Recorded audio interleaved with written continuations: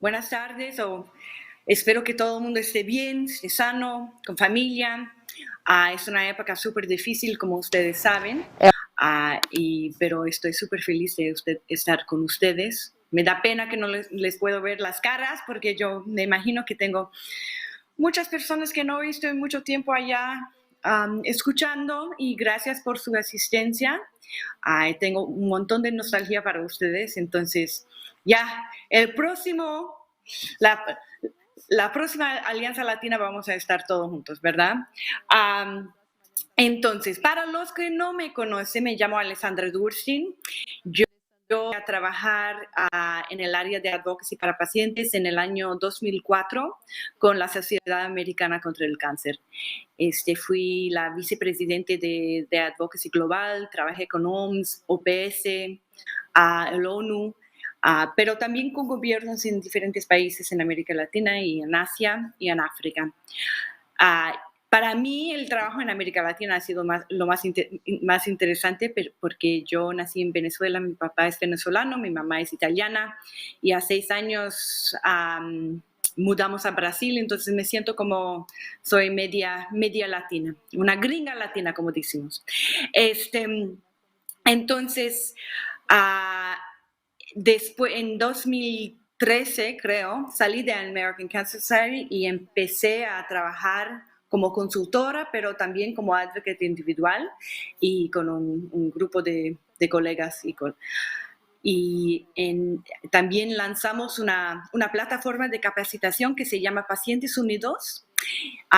Para los que no están registrados, por favor, registren en pacientesunidos.org. Tenemos en español y portugués, tenemos cursos, pero encima de eso hacemos webinarios mensualmente y también hacemos investigación. Entonces, hoy vamos a hablar de advocacy, pero también vamos a tomar un ejemplo de una investigación hecha por Pacientes Unidos, que es muy, muy similar a la investigación que ustedes apenas han oído que fue hecho por Alianza Latina. Alianza Latina hizo su investigación con trabajadores en el sector de salud y también con pacientes.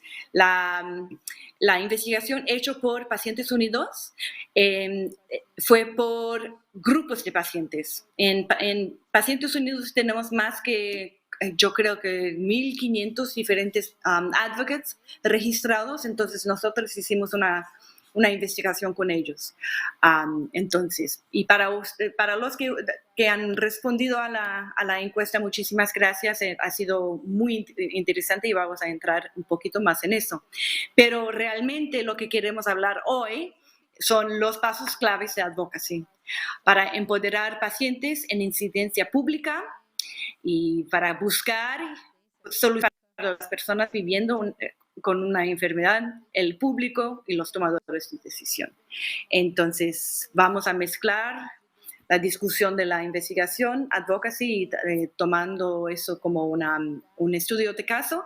Y yo creo que tomando esa investigación como un estudio de caso les va a ayudar también a pensar un poquito sobre la investigación hecha por Alianza Latina y cómo ustedes pueden crear un plan de advocacy basado en la información ya presentado por Alianza Latina, y esa información que estoy viendo ahorita está a la orden para ustedes. Tenemos ya en español, en portugués, en inglés, y ustedes tienen acceso por Pacientes Unidos a esta investigación también, si les ayuda. Ok, entonces vamos a la próxima página. Perfecto.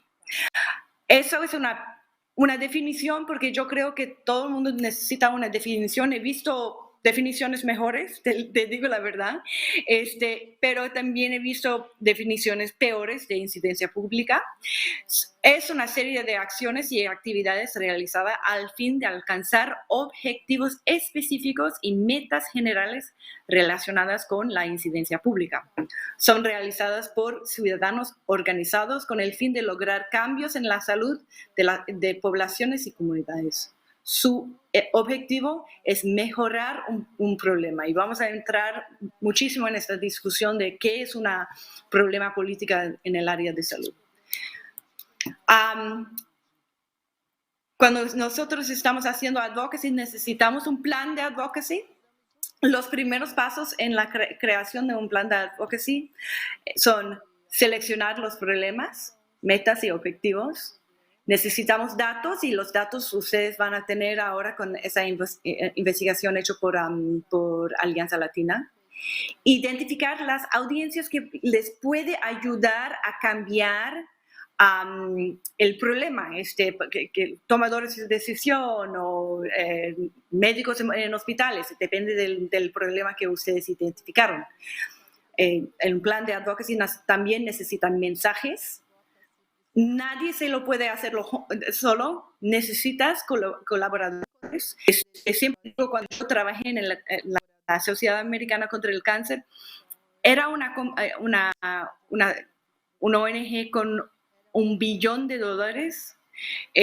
y con más de 200,000 voluntariados, y no pudimos hacer nada juntos. Siempre teníamos que trabajar con otros. Entonces, trabajar juntos, ser protagonista no funciona en el área de advocacy.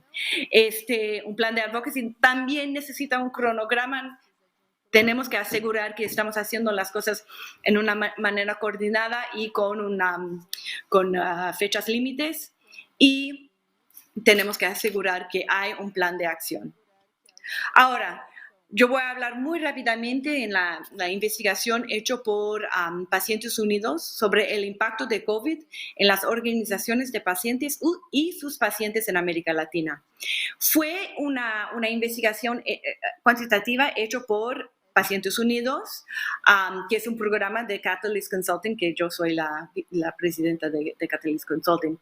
Hice esa investigación con Meredith Cruzy, que tiene experiencia trabajando en América Latina y también Brasil, y con María Leonor Soriano Gómez, que creo que algunos de ustedes conozcan a ella, o por lo menos a su mamá, que fue una fundadora de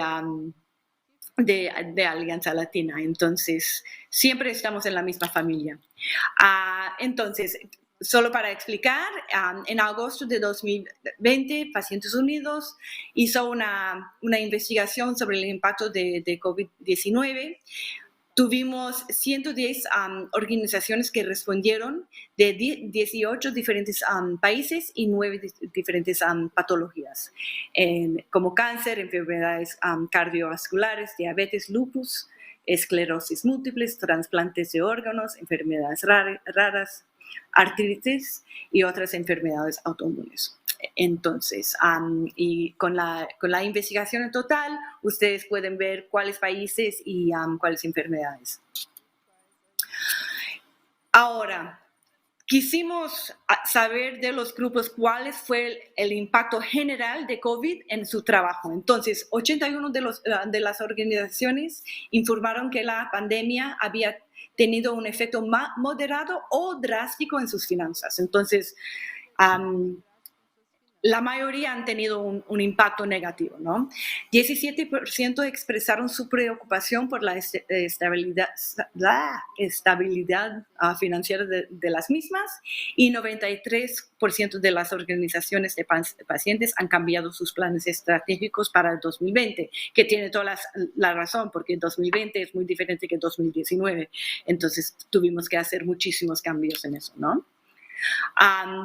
Otro impacto fue que había un aumento de 94% dijeron que había un aumento de sentimientos de aislamiento y depresión.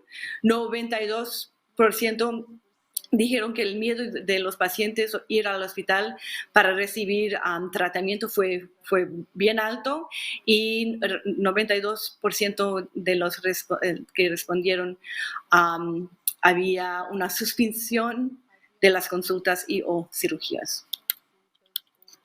Ahora, hablando un poco del trabajo de los grupos de pacientes, eso antes fue el impacto a sus pacientes, pero ahora hablamos un poco del trabajo que nosotros hacemos como grupos de pacientes. 57% de las organizaciones de pacientes informaron que un aumento significativo de la demanda en sus servicios, ¿no? Entonces, tenían que ampliar sus servicios o crear servicios para la salud mental de sus pacientes, el ofrecimiento de transporte seguro para los pacientes que tenían que ir a recibir tratamiento, y también hicieron programas de entrega de medicamentos a domicilio o alimentos a domicilio. Y eso tiene sentido porque los pacientes, el miedo que tenemos para nuestros pacientes es que con COVID salir de la casa es muy, muy peligroso, ¿no? Entonces, esos servicios son servicios que le van a ayudar a los pacientes llegar a sus medicamentos y sus tratamientos de una manera segura, pero también acordando que el impacto mental también es muy fuerte. Ahora, acceso del paciente a la atención médica. Hablamos un poco de los retrasos. 94% de las organizaciones de pacientes informaron que la mayoría de sus pacientes a los que representan han experimentado retrasos en la recepción de tratamiento de atención. Yo creo que no, experimentado no es la palabra apropiada ahí, pero se ve que 94% dicen que había retrasos. 37% describió los retrasos en lapsos de tiempo menores o iguales a 30 días, entonces estos son retrasos, pero no son retrasos enormes. Pero 62% dijeron que había un retraso de mayor de 30 días. Y entonces eso quiere decir que la mayoría tenían que esperar más que 30 o 60 días. Acceso del paciente a atención médica. Telemedicina es algo que nosotros sabemos que es para el futuro y muchos países en América Latina tienen telemedicina. Pero lo que pasa es que en 43% de los grupos de pacientes dijeron que la mayoría de sus pacientes no han podido acceder con éxito a los servicios de telemedicina. Entonces, casi la mitad, aunque telemedicina está disponible, no pudieron llegar a tener servicios por telemedicina, que también es una barrera bastante grande, especialmente durante una pandemia. 68 prescripciones electrónicas, otra manera de asegurar que los pacientes pueden quedarse en casa y no tener que ir al médico para tener una prescripción. 68% de las organizaciones de pacientes comunicaron que en su país se disponían las recetas o prescripciones electrónicas. Describió los problemas que planteaba recibir una receta electrónica o que la farmacia la recibiera y la despachaba debidamente. Entonces, allá había dos problemas. Uno es que muchos de los pacientes no sabían, otro es que los médicos no lo hacían y otro era que la farmacia no sabía qué hacer con una prescripción electrónica. Ok, entonces eso es como la gran visión. Tenemos muchas otras cifras, pero yo solamente quería dar una visión total. Entonces, basado en eso, nosotros hicimos algunas recomendaciones, ¿ok? La primera es que tenemos que reconocer que enfermedades infecciosas afectan a los resultados de las con enfermedades no transmisibles y viceversa.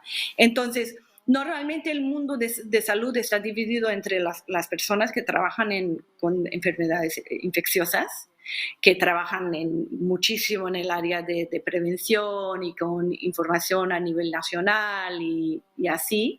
Y el mundo que trabaja con las personas que tienen enfermedades no transmisibles. Y son dos mundos aparte, porque uno es el mundo de pacientes y el otro es el mundo del público, ¿no?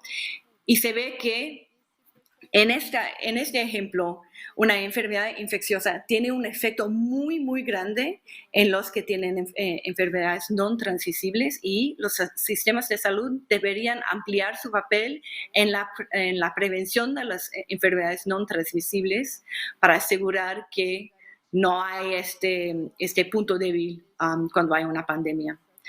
Otra recomendación es aumentar el acceso a los sistemas de salud mediante estrategias de salud pública basadas en pruebas que mitiguen la exposición de poblaciones con mayor riesgo de infección, con telemedicina, recetas electrónicas y la prescripción y dispensación de medicamentos durante varios meses. Entonces, eso es algo que nosotros estuvimos hablando un poco antes. Otra recomendación es reorientar las inversiones realizadas para COVID-19 a fin de fortalecer la capacidad de los servicios de los sistemas de salud.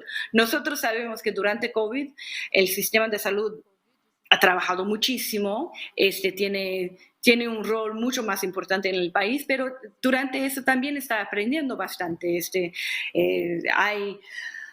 Hay más capacidad instalada en el área de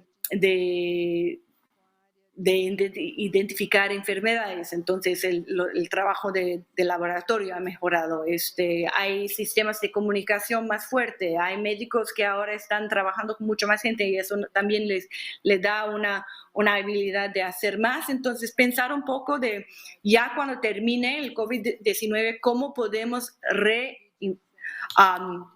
hacer esas inversiones para enfermedades fuera de COVID. Otra recomendación es invertir en innovación para proporcionar un acceso equitativo y modelos alternativos de atención, identificar estrategias para apoyar a los pacientes cuya atención se ha interrumpido. Eso es importante porque nosotros sabemos que pacientes que han tenido un retraso en su tratamiento, ahora van a llegar al sistema de salud más enfermo, ¿verdad? Una señora que podría presentar con un cáncer de mama en estadio 2, ahora puede entrar en 3 o 4. Entonces, eso es algo que para el sistema de salud va a ser muy, muy difícil. Apoyar las inversiones en la sostenibilidad de las organizaciones de pacientes. Como nosotros identificamos, muchos de los grupos ahora están sufriendo por falta de financiamiento, entonces hay también una necesidad que el gobierno o los donantes locales pueden hacer más inversión con grupos de pacientes porque su trabajo ha aumentado bastante. Ampliar las actividades de incidencia pública, eso es una recomendación para los que están en la línea ahorita, porque el rol de los grupos de pacientes es mayor durante una pandemia y tenemos que tener un enfoque más en incidencia pública, aunque hay una demanda de servicios a pacientes. Integrar y hacer participar a las organizaciones de pacientes en el desarrollo y la elaboración de estrategias para abordar las deficiencias y necesidades del sistema de salud. Entonces, eso siempre es una recomendación, es que los gobiernos hacen su trabajo y no incluyen grupos de pacientes ni pacientes para ayudar a identificar y solucionar problemas. Entonces, eso es nuestra investigación. Hay puntos muy similares de la investigación hecha por la Alianza Latina y otros puntos un poco distintos, pero con esta información nosotros pudimos hacer estas recomendaciones y de ahí crear un plan de advocacy. Y ahora entramos. All right. El proceso de advocacy, hay 4 pasos a éxito. Paso 1. Evalúa su ambiente y selecciona sus colaboradores. Ok. En sus marcas. Ahora, hay 3 preguntas para empezar. ¿Con quién deberías trabajar? ¿Cuál es el alcance de tu enfermedad y los factores de riesgo? ¿Y cómo se representa el contexto de políticas relevantes? Entonces, eso es un poco un tipo análisis del problema para asegurar que tú puedes encontrar colaboradores, que las recomendaciones para advocacy van a tener un impacto bastante grande porque hacer advocacy para algo que no va a tener un impacto importante es muy difícil, y que hay alrededor del problema una manera de cambiar políticas relevantes. ¿Cómo definimos el problema? ¿Cuáles son las necesidades de los pacientes? Como nosotros vimos, las necesidades del paciente de la investigación anterior fue que fueron aislados, que no tenían acceso a tratamiento, y que aunque había telemedicina o prescripciones electrónicas, los pacientes o no sabían o no tenían acceso. ¿Qué poblaciones son las más afectadas por el problema? ¿Y qué dicen sobre el tema? Entonces, se ve que la pandemia es muy difícil para todos, pero para los que tienen enfermedades no transmisibles es mucho más importante. ¿Qué impacto tiene el problema y a quién repercute? Entonces, de nuevo, las personas que ya están enfermos tienen un impacto mucho más fuerte en ese problema. ¿Cuáles son las raíces del problema? La pandemia. ¿Qué tan grave es el problema? Muy grave. ¿Y dónde se siente el impacto del problema con mayor fuerza? Y eso puede ser en ciudades, puede ser en diferentes áreas del país. De vez en cuando es más fácil escoger una área geográfica para hacer su advocacy porque se puede ser más fácil. ¿Y cuáles son las consecuencias principales del problema?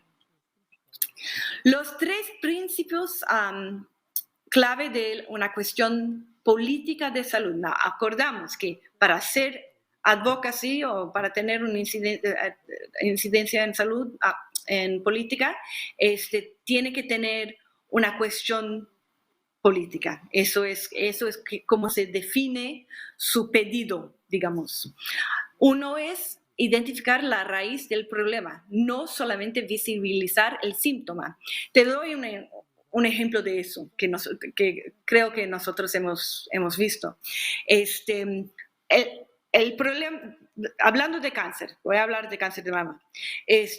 Las señoras están llegando en etapa 4 con cáncer de mama. Eso es el síntoma, ¿verdad? Entonces, ¿qué queremos? Queremos más mamógrafos. Que necesitamos más equipo, vamos al gobierno, pedimos más equipo y al fin el gobierno nos da más equipo. Hay centros de mamografía por el país en total. Pero las señoras no vienen, ¿verdad? Entonces, el síntoma es el retraso. Nosotros pensamos que era falta de equipo, pero en realidad el problema era falta de educación a las señoras. Entonces, entender el problema es muy importante y por eso de vez en cuando hacer esas investigaciones nos ayuda muchísimo. Punto 2 es el objetivo de la incidencia de salud. Debe presentarse desde la perspectiva del paciente. Y eso es súper importante porque todos nosotros trabajamos con grupos de pacientes y tenemos que asegurar que cuando estamos creando un trabajo de advocacy, que el paciente está involucrado en el proceso. Y basar la argumentación en evidencias y datos confiables. Y por eso nosotros hacemos investigación, ¿verdad? Para diseñar un caso convincente, tenemos que pensar cuál es la realidad médica del asunto, cuál es la carga de la enfermedad, cuál es el entorno de las políticas, cuáles son las principales barreras y qué motivo los formuladores de políticas deberían preocuparse por el asunto. Ese último punto es muy importante porque muchas veces nosotros vemos problemas para nuestros pacientes y creemos que es importante también para un tomador de decisión, pero muchas veces no es importante para ellos porque no es un problema grande, no es un problema visible, no es un problema que afecta a sus votantes. Entonces, tenemos que entender un poco del punto de vista del tomador de decisión por qué es importante para ellos. Ahora, hablamos un poco de evidencia y datos. Hay fuentes públicas de datos para la creación de mensajes, ¿ok? Qué importante es tener evidencia al defender la incidencia en políticas públicas. La investigación basada en evidencia tiene un papel central en la salud pública y en la toma de decisiones clínicas para establecer políticas y directrices sobre atención clínica y la prestación de servicios de salud. Además, juega un rol importante en la formulación de estrategias de incidencia. Entonces, es sumamente importante tener información y datos y evidencia para crear no solamente la solución, pero también para definir el problema y para crear mensajes basados en evidencia y datos. Ok.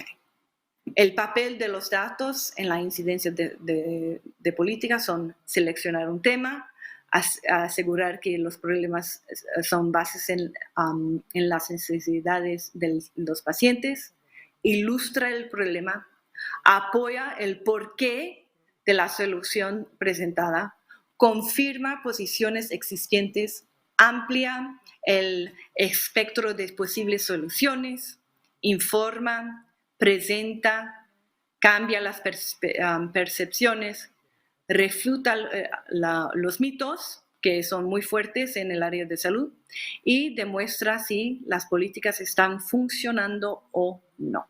¿Okay? Muchas veces un tema de advocacy no es cambiar la ley, es implementar la ley, ¿no? Entonces, si tenemos cifras que muestran que la ley no está implementado, eso también puede ser un tema de advocacy. Hacer investigación no es fácil, ¿verdad? Y la mayoría de nosotros no somos expertos en investigación tampoco. Entonces, hay diferentes maneras para aumentar la capacidad de investigación de tu organización. Puedes hacer preguntas estratégicas a sus pacientes. Eso es lo que hizo Alianza Latina. No era que tuvieron que contratar a una agencia de investigación, no. Se mandaron cuestionarios a sus propios pacientes para ver cuáles fueron las respuestas, ¿no?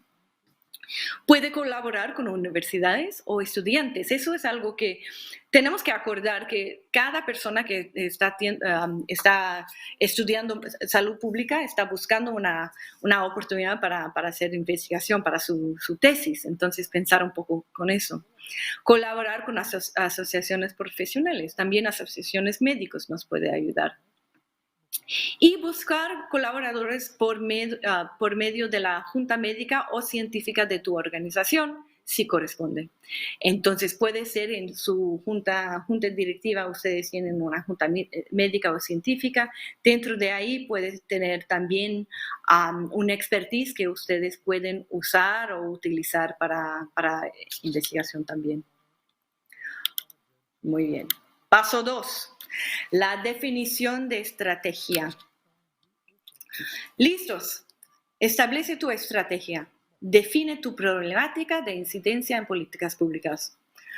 Ahora que has evaluado el entorno en el que se produce un toma de decisiones relacionadas a tu enfermedad, tu organización está lista para seleccionar tu principal problemática de incidencia en políticas públicas. La selección del problema de incidencias públicas tiene que pensar qué hay que cambiar y cómo seleccionar y definir tu problema de incidencia pública. Criterios para evaluar y seleccionar tu problemática. ¿Cuál es el alcance? Acordamos que un problema grande es más fácil que un problema pequeño. ¿Qué tan importante es ese problema para los afectados? Entonces, si es un problema que no afecta a muchos pacientes o no afecta muy fuertemente a los pacientes, puede ser que no es tan interesante para un tema de advocacy. La solución se basa en pruebas y datos sólidos. Se puede verificar con datos. Eso también nos ayuda, como estuvimos hablando antes. La solución propuesta es factible, se puede aprobar. Eso también es algo muy importante, porque muchas veces nosotros queremos hacer como el moonshot, ¿no? Queremos cambiar todo, queremos ver un mundo sin cáncer o un mundo sin esclerosis múltiple, pero llegar ahí es bastante difícil. Entonces tiene que medir y crear pasos para llegar ahí. Entonces, tiene que asegurar que la propuesta es factible. Y también tiene que asegurar que el problema es fácil de entender y explicar. Entender para el tomador de decisión y explicar de tu parte. Si tú no puedes explicar el problema a tu abuelita que tiene 110 años, tú no puedes explicar al problema. Yo uso eso siempre como una medida. Yo trato de hablar con mi mamá, que tenía 95 años, y si ella no entiende, porque ella no es una señora boba, si ella no entiende, eso quiere decir que yo no estoy explicando bien. Ese problema se puede atraer apoyo, porque si no se puede atraer apoyo, nosotros sabemos que no podemos hacer nada solos, ¿verdad? Existen redes establecidas sobre ese problema. Entonces, si vemos que ya hay una red, podemos entrar y apoyar a ellos y entrar en ese nuevo grupo. ¿Y cómo afectaría tu reputación?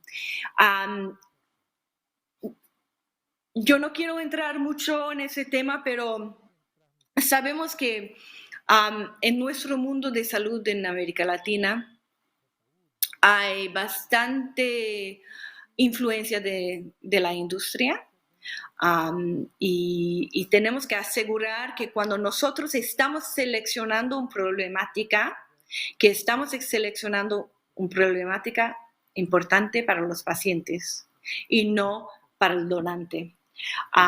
Cuando yo tengo otras 3 horas podemos hacer una presentación sobre eso, pero no, ahorita no, pero también es algo muy importante de hablar. ¿A quién debería consultar? Personas directamente afectadas, entonces sus pacientes, líderes de organizaciones y miembros de diferentes juntas y consejos, grupos de pacientes que trabajan con problemas similares, expertos técnicos, quiere decir científicos, médicos, investigadores y tomadores de decisión y expertos jurídicos.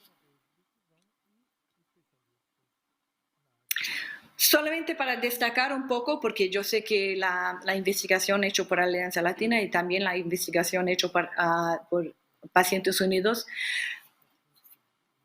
identificaron 3 problemas: barreras de acceso a tratamiento, aumento de demanda para servicios nuevos basado en la pandemia, quería decir que los grupos de pacientes tenían que crear servicios nuevos, y falta de recursos para pacientes con enfermedades no transmisibles. Y eso es bastante importante porque los recursos por el momento tienen que ir a la pandemia.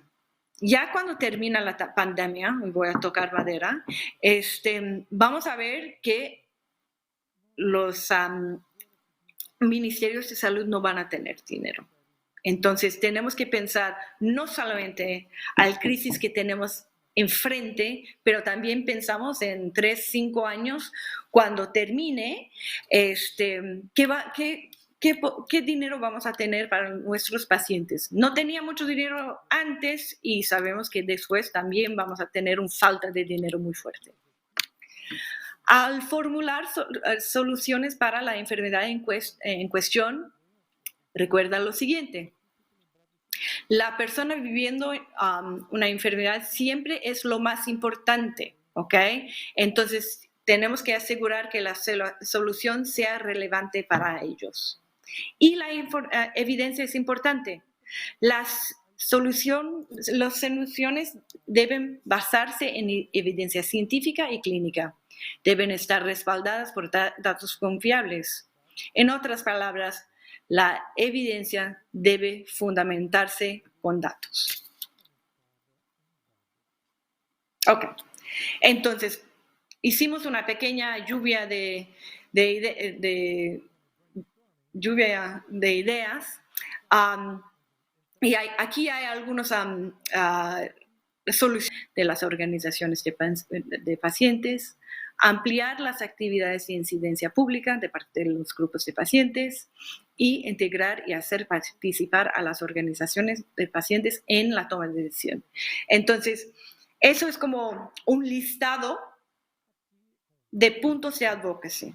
Ahora, de ahí tiene que seleccionar los más relevantes, los más inmediatos, un problema de mañana en vez de un problema en 6 meses, un problema que va a afectar muchísima gente y también un problema que nosotros podemos ser la solución a un tomador de decisión y que sea entendible y que el tomador de decisión puede entender y que tú puedes explicar. Paso 3. Y ese paso siempre parece lo más fácil, colaboración. Sí, todos nosotros somos colaborativos, ¿verdad? De vez en cuando, eso es el paso más difícil y eso es aquí que fallamos, ¿no? Involucra las partes interesadas y los colaboradores. ¿Cómo podemos involucrar a una amplia gama de colaboradores? ¿Cómo podemos comunicarnos efectivamente? ¿Y cómo podemos trabajar juntos? Tenemos que aprovechar las opiniones y la energía de todas las partes interesantes durante un proceso de incidencia. Tenemos que incorporar diferentes experiencias, conocimientos y demostrar que tenemos solidez en nuestro caso. ¿Ok?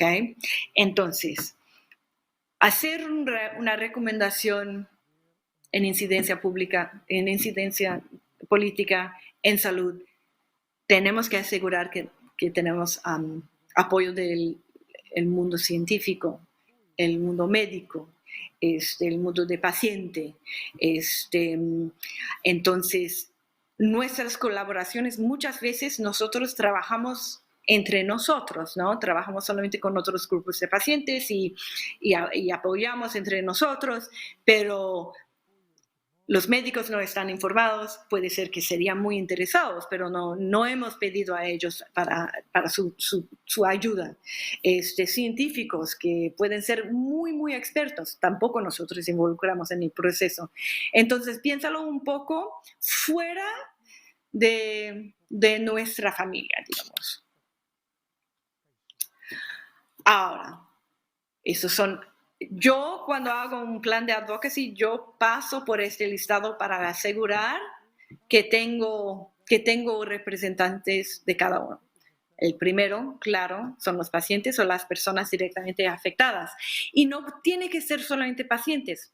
En muchos casos son cuidadores, familiares, amigos, la comunidad médica, médicos clínicos, especialistas, sociedad civil. Entonces, eso no quiere decir solamente sociedad civil de salud. Puede ser que salud es un derecho humano, ¿no? Entonces, podemos hablar también con grupos de derechos humanos. Hay también grupos que luchan para más dinero que el gobierno puede invertir. Deberíamos hablar con ellos también.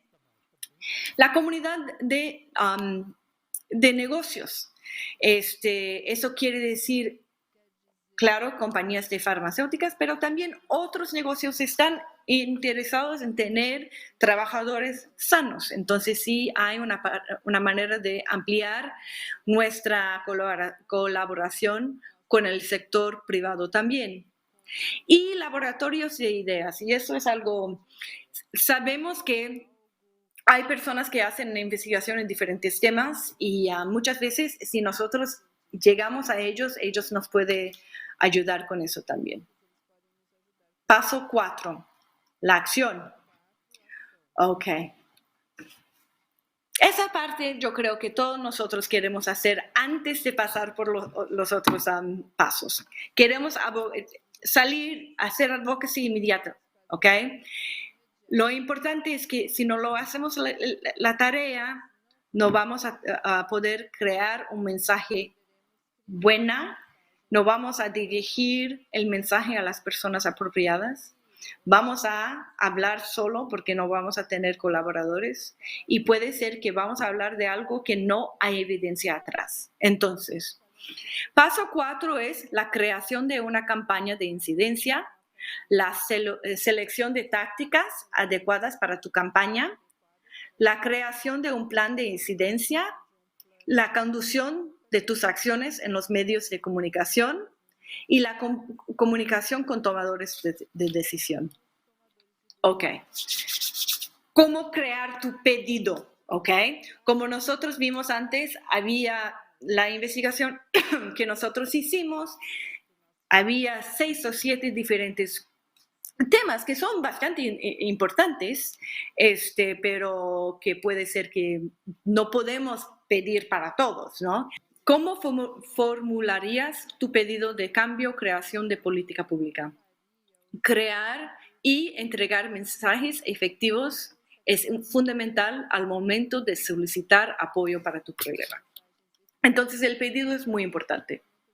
Ahora, con esa información que nosotros, la investigación que nosotros hicimos, el problema de COVID y el impacto a pacientes era tan grave que nosotros tuvimos que pensar no solamente a nivel nacional, pero también a nivel regional. Nosotros sabemos que el OPAS trabaja con ministerios de salud. Entonces, nosotros quisimos entregar a OPAS esta información para mostrar que hay problemas de parte de los gobiernos. Por ejemplo, el acceso a la información actualizada y fidedigna es un problema. Nosotros sabemos que telemedicina en muchos de los países en América Latina es parte de la ley, pero los pacientes ni grupos de pacientes sabían de eso. Entonces, eso era una recomendación a OPAS, asegurar que los ministerios de salud hagan un trabajo mejor educando a su público. Tenemos una otra recomendación, es que los pacientes tienen que tener acceso a atención ininterrumpida. Entonces, ¿cómo podemos asegurar que una persona aislada en casa puede tener acceso a su medicamento, a su tratamiento, a su apoyo emocional? Entonces, esa es otra recomendación que nosotros hicimos con algunas recomendaciones como mejor servicios de telemedicina, entregas de medicamentos en domicilio, tratamientos de quimioterapia oral, transfusión.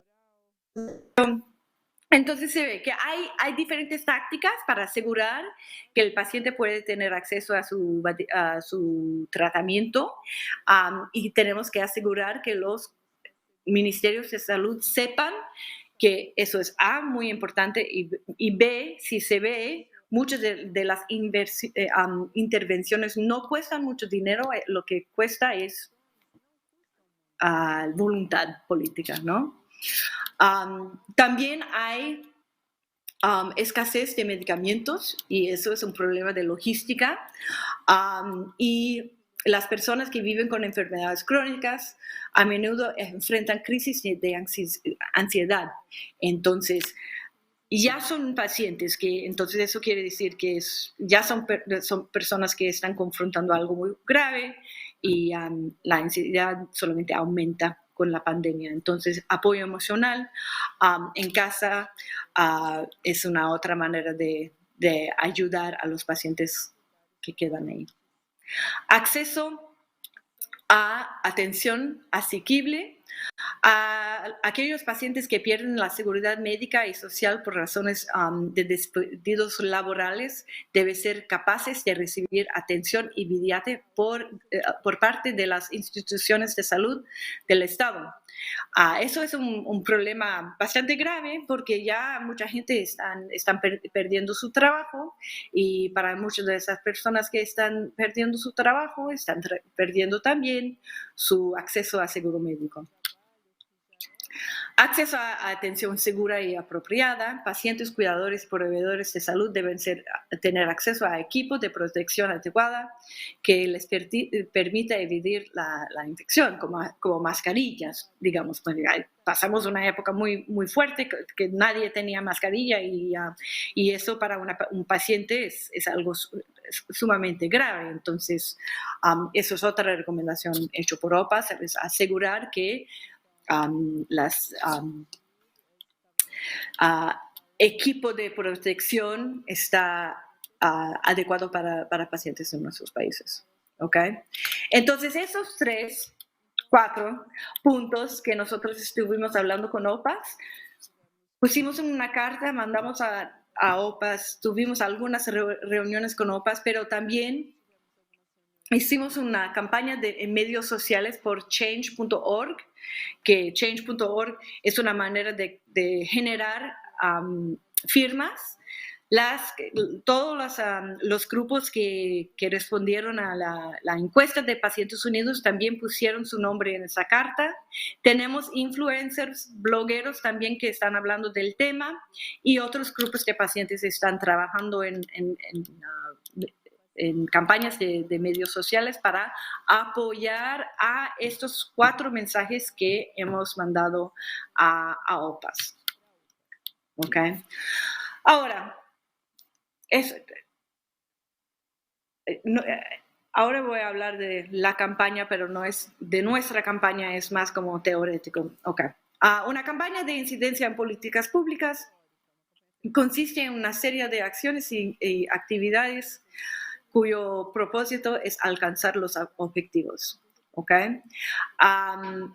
Entonces, cuando nosotros hablamos de campaña, muchas veces yo creo que pensamos en medios, ¿no? Una campaña no es solamente una campaña de medios, tiene muchas otras partes que deberíamos hablar ahorita, pero para asegurar que todos nosotros sabemos, cuando estamos hablando de una campaña, no estamos hablando solamente de una campaña de medios. Una campaña de medios puede ser parte de una campaña de advocacy, pero no es la única manera de abogar. ¿Qué significa comunicación estratégica en el área de políticas públicas de salud? Okay. Es una actividad de comunicación planificada que busca informar, persuadir, motivar y estimular la acción. Requiere experiencia y capacidad para formular argumentos convincentes que alcancen a los objetivos.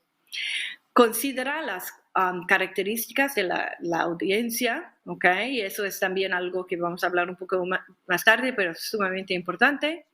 Y siempre presenta un claro llamada a la acción, ¿ok? Un plan de advocacy o una campaña no es solamente un listado de problemas, tiene que tener las soluciones también. Y esas soluciones son la llamada a la acción. Entonces, al formular tu mensaje, tenemos que considerar lo siguiente: el lenguaje. ¿Okay? Selecciona palabras y frases apropiadas y adaptadas para la audiencia. Cuando nosotros hablamos con médicos es un lenguaje muy distinto que cuando hablamos con el público o con un tomador de decisión, porque claro que un tomador de decisión no conoce medicina como médico y ya sabemos. Tenemos que asegurar que tenemos un mensajero apropiado. Entonces, cuando estamos hablando con alguien que tiene expertise médico, asegurar que tenemos a alguien ahí que es un médico. Cuando estamos hablando con un tomador de decisión, si podemos invitar a alguien que tiene peso en su mundo, también nos ayuda. Cuando estamos hablando de la experiencia personal de un problema de salud, tenemos que asegurar que el paciente tiene su tiempo para hablar. Formato: ¿cómo presentarás el mensaje para obtener el mayor impacto? Tiempo y entorno: la selección del momento y lugar adecuados para entregar el mensaje para llevar a un impacto político. Entramos un poco en eso. Presentación de los mensajes para lograr mayor apoyo. Adaptar los mensajes a diferentes públicos. Entonces, como yo veo, para hacer advocacy tenemos varios diferentes públicos, pero sabemos que un público es un tomador de decisión, ¿verdad? Y hay diferentes tomadores de decisión. Hay un tomador de decisión en un Ministerio de Salud que va a entender salud. Entonces, cuando nosotros estamos hablando con esa persona, podemos hablar con el expertise de salud que nosotros tenemos. Pero también hay tomadores de decisión que tienen más control del dinero. Entonces, cuando estamos hablando con alguien en el departamento de finanzas, tenemos que asegurar que no estamos hablando de una manera muy específica de la enfermedad, porque eso no es lo que importa. Estamos hablando más en términos económicos. Si estamos tratando de hablar al público en sí, tenemos que asegurar que los mensajes son fáciles de entender y que la persona escuchando el mensaje puede pensar que puede afectar a ellos. Entonces, es ahí que los pacientes nos pueden ayudar muchísimo. También muy importante cuando estamos creando mensajes es crear una frase memorable o una cita citable. Entonces, te doy uno que he usado. Cada año en los Estados Unidos el cigarrillo mata más personas de los que morirían si cáyense 2 aviones Boeing 747 llenos de todos los días del año. Entonces, algo para mí en esa época me impresiona que estamos hablando de cifras así tan enormes, ¿verdad? De personas que están afectados por COVID, que no lo podemos procesar. Por ejemplo, aquí en los Estados Unidos ayer murieron 1,600 personas. Ahora, el número 1,600 me parece grande, pero un Boeing 747 cayendo del aire, lleno de personas, puede ser que tiene un impacto mayor. Entonces, pensar un poco en cómo crear una cita citable, crear el mensaje un poco más fácil de entender para la persona con quien estás hablando. Ahora, la creación de mensajes efectivos de incidencia en políticas públicas, base tu mensaje en datos confiables, como estuvimos hablando antes. ¿Quién está interesado? Ofrece un elemento humano, usando ejemplos de la vida real, representando la voz y experiencia de las personas viviendo con la enfermedad. Nosotros sabemos que un paciente hablando de sus barreras tiene un impacto mucho más mayor de que si nosotros hablamos de sus barreras, ¿verdad? El mensajero puede ser tan importante como el mensaje, ¿ok? Y hay diferentes mensajeros para diferentes partes de advocacy. Te doy un ejemplo. Cuando estamos en una reunión con un tomador de decisión, es muy importante tener un paciente ahí hablando de su experiencia. Así que el tomador de decisión puede ver la cara de la enfermedad, sumamente importante. Pero ya cuando estamos al punto de crear la ley o la legislación, es importante tener un abogado ahí. Entonces, el mensajero depende en dónde estamos en el proceso. Mantén un tono del mensaje simple, conciso, persuasivo y positivo. Siempre hablar en una manera, podemos mejorar los resultados, podemos asegurar que tenemos acceso. Entonces eso es importante. Invita a la audiencia a apoyar tu problema junto a sus pares. Entonces, por favor, ayúdanos ayúdanos a proteger pacientes con enfermedades no transmisibles. Por favor, entregue una comida a su vecina que está en casa, algo así, ¿no? Familiarizarte con argumentos negativos y prepararse con los contraargumentos. Y el por qué ahora. Crea un sentido de urgencia. Claro, durante la pandemia la urgencia está obvio, ¿no? Pero normalmente no tenemos este sentido de urgencia y eso también motiva a las personas. Incluye la participación de un experto para agregar la credibilidad y involucrar a nombres importantes que sean del interés de su audiencia. Entonces, eso para el público, si tenemos a alguien famoso para hacer el mensaje, nos ayuda. Para un tomador, si tenemos a alguien que trabajó con el tomador de decisión antes, esta amistad que ellos tienen quiere decir que para el tomador de decisión puede tener mucho más impacto, ¿verdad? Escoge tus mensajeros estratégicamente. Tal vez desees tener diferentes mensajeros para diferentes audiencias, obvio, ¿no? Quien habla en nombre del problema, selección y preparación de los portavoces. La preparación de portavoces es sumamente importante. Luego de que hayas formulado sus mensajes, es importante capacitar a los portavoces para que aborden los diferentes temas con confianza y competencia. La capacitación de portavoces es sumamente importante para que puedan hacer el pedido en 2 minutos o menos, que pueden comunicar la data o evidencia y tienen un entendimiento de la parte científica dentro del pedido. Y muchas veces yo creo que nos da pena capacitar al portavoz porque no, es un médico muy importante y no quiero tenemos que capacitarlos porque están haciendo un pedido muy específico para lo que nosotros queremos cambiar.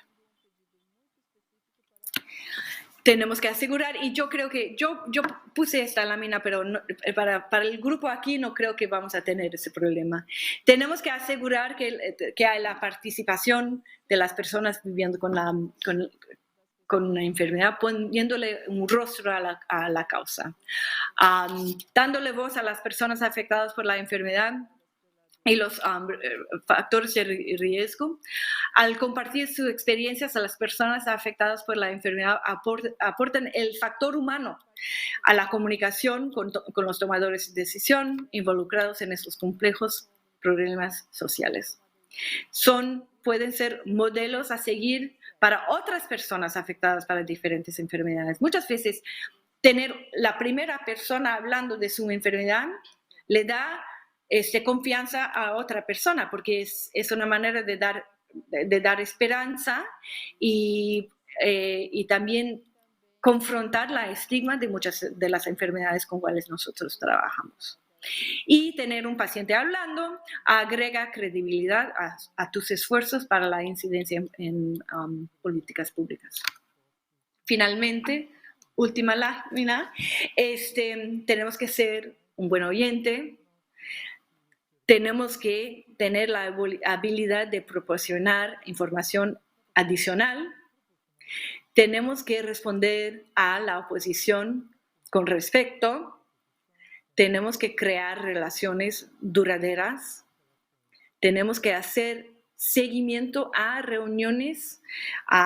Eso es muy importante. Si tenemos la oportunidad de tener una reunión con alguien que puede tener impacto en nuestra causa, tenemos que asegurar que mandamos una carta de agradecimiento y que hacemos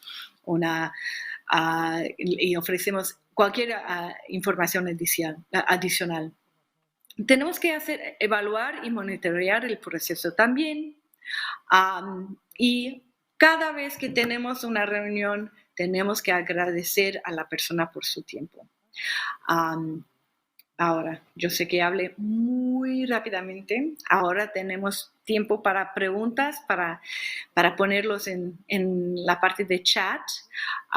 También en la Alianza Latina les va a ofrecer la herramienta de Pacientes Unidos de Advocacy tenemos en español y en portugués. Toda esa información viene de esa herramienta y mucho más, pero hay diferentes formularios para llenar, para asegurar que ustedes pueden hacer esos 4 pasos en una manera muy, muy fácil, realmente, y con esa herramienta ustedes pueden entender cómo llegar a cambiar políticas públicas.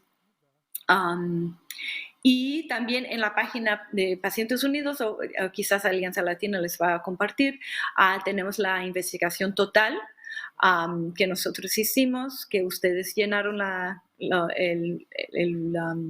encuesta digital. Y muchísimas gracias para los que han hecho eso. Eso nos ha ayudado bastante. Vamos a seguir con ese esfuerzo con OPAS también a nivel nacional. Entonces, después, ¿qué tal deberíamos tener una conversación en otro ámbito sobre cómo podemos trabajar juntos en eso? Y como siempre, yo me quedo impresionada con el trabajo que hacen ustedes.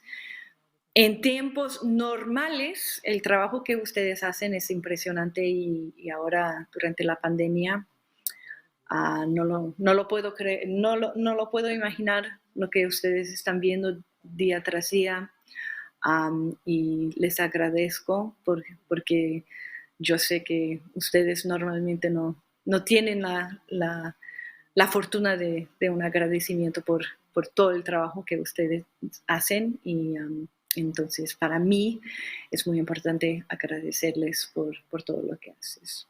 Entonces, ahora tenemos tiempo para preguntas, lo vamos a hacer por chat. Muchísimas gracias y ya, empezamos.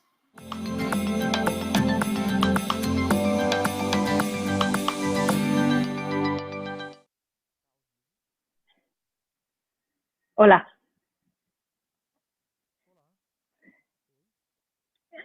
¿Estoy en vivo?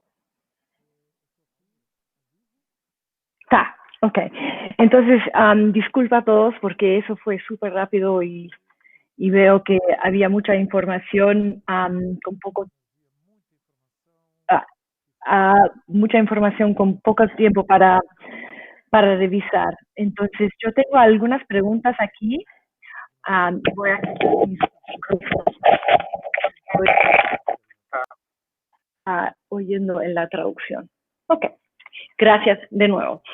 Entraron algunas preguntas por chat. Uno viene de una asociación que dice que todavía no hace advocacy, no tiene personal para hacer ese trabajo y cuáles son las recomendaciones para eso.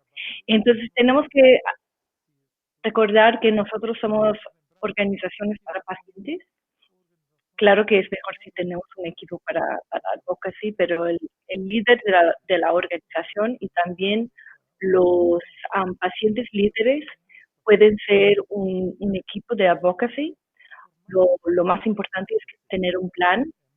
El plan no tiene que ser muy difícil, será muy difícil para una persona, pero si ustedes tienen un equipo de voluntariados y expertos, yo diría que puede hacer advocacy sin tener el personal contratado con su organización. Yo estoy todavía tratando de hablar lento. Pregunta número 2 es cómo puedo trabajar o planear en advocacy con situaciones de emergencia. Por ejemplo, en nuestro país, un medicamento para preparar a los pacientes para el trasplante de médula ósea será descontinuado. Corremos el riesgo de ficar sin medicamentos en los próximos días. Yo diría que esa es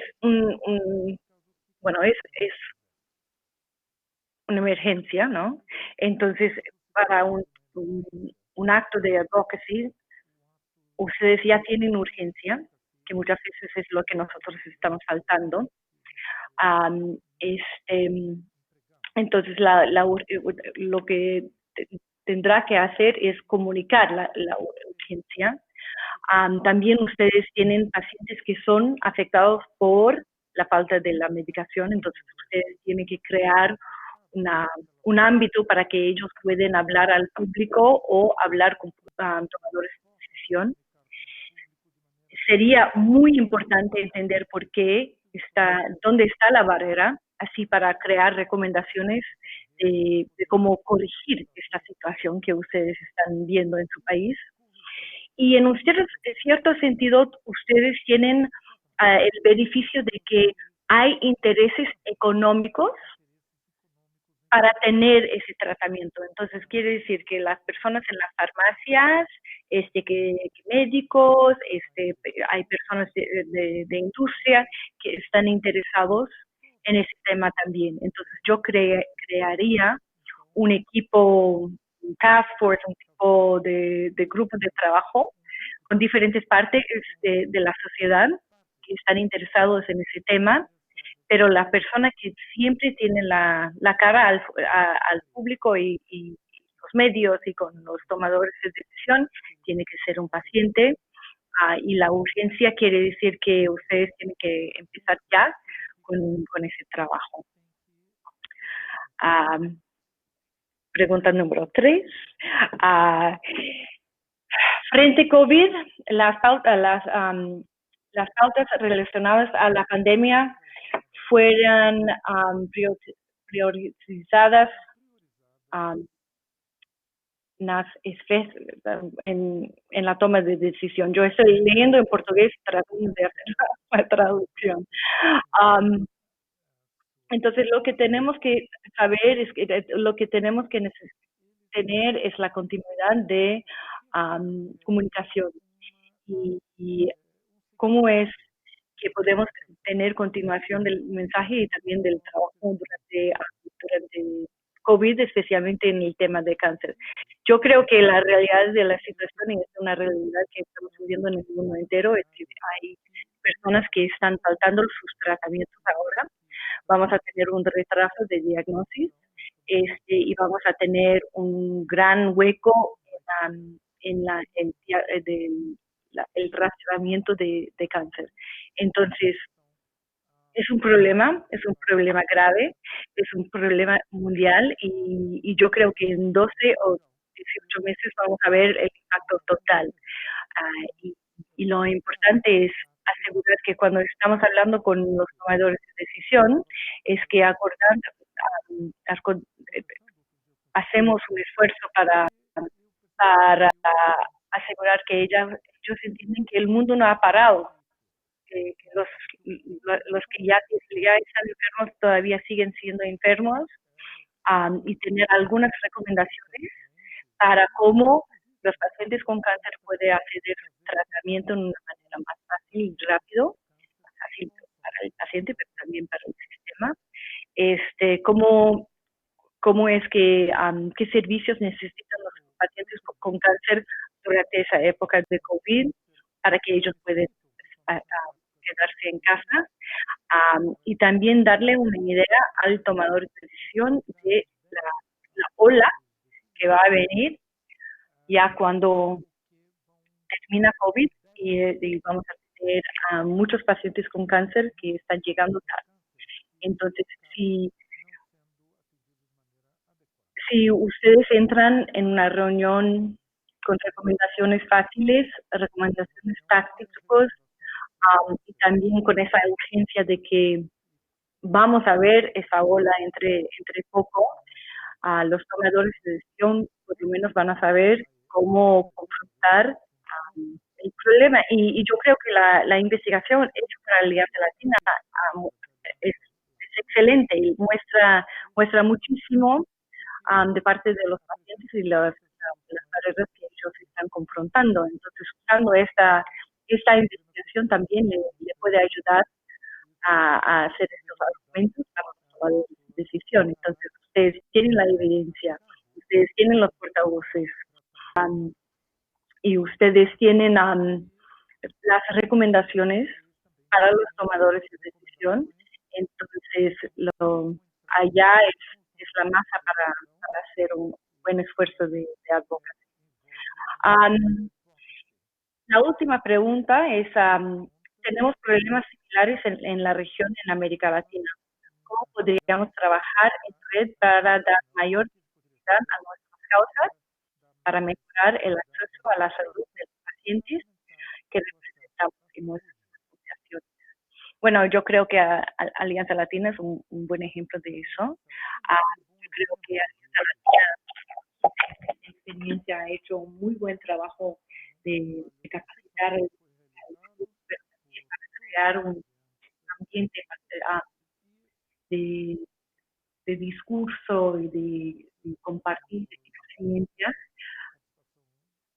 Ahora en esa época de medios sociales, en realidad no hay para no estar conectados, no es que tenemos que estar conectados cara a cara y yo creo que COVID ha mostrado que nosotros podemos hacer bastante sin estar juntos en persona. Entonces, hacer un esfuerzo táctico con un tema, crear diferentes temas que nosotros estamos confrontando y ver si podemos crear grupos regionales o grupos para confrontar los temas y hacer recomendaciones, tipos de trabajo. A eso nos podría ayudar. También yo creo que nosotros todavía no hemos hecho suficiente trabajo con OPA. Cada país en América Latina tiene una oficina de OPA. Hay una oficina de OPA en Washington también. Coordinar un esfuerzo con OPA también nos podría ayudar para tener un impacto en nuestro país, pero también un impacto a nivel regional. Porque les digo, como una persona que trabaja muchísimo a nivel regional, yo estoy viendo los problemas de falta de falta de acceso con personas que no tienen acceso porque viven fuera de una ciudad grande. Yo creo que nosotros como personas de grupos de pacientes tenemos las respuestas porque nosotros vivimos esas barreras, confrontamos esas barreras. Entonces, les pido a Alianza Latina, y yo sé que Alianza Latina ya está pensando en eso, pero crear como equipo que puede pensar de una manera profunda en diferentes temas que está confrontando pacientes en diferentes países nos podría ayudar bastante, creo. Y también quiero disculparme por hablar así tan rápido. Ahora estoy haciendo el esfuerzo de hablar lentamente. Muchísimas gracias por la oportunidad. También yo sé que Alianza Latina les va a mandar la herramienta de advocacy que tiene muchos diferentes, hay ejemplos y estudios de casos que puede ayudar y es una manera es como una receta para hacer advocacy. Está en pacientesunidos.org, pero también Alianza Latina para ayudar. Y les felicito a Alianza Latina por 15 años, me parece imposible. Yo recuerdo muchos años atrás la segunda reunión de Alianza Latina y siempre ha sido un placer trabajar con Meru con el equipo de Abrali y también con el